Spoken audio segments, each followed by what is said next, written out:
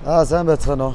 Би энэ удаа хоо 371 машины урдны харьцагны хөндлөн лав үзлэг хийж чангалах талаар тайлбарлана.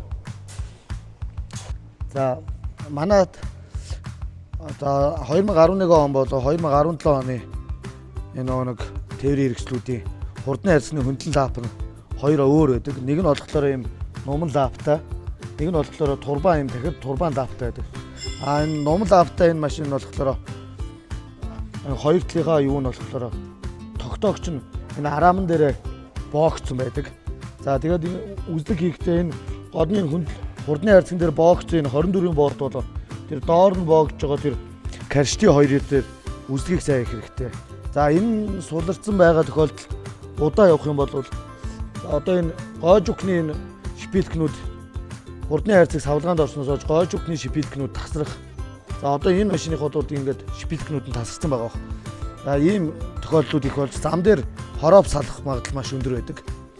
За 17 оны турбан лавтай машин дээр болохоор энэ хоёр талын хавчаарны болтнууд ихэнхдээ хаягдчихдаг. Тэрийг сайн чангалж явах хэрэгтэй, харж явах хэрэгтэй.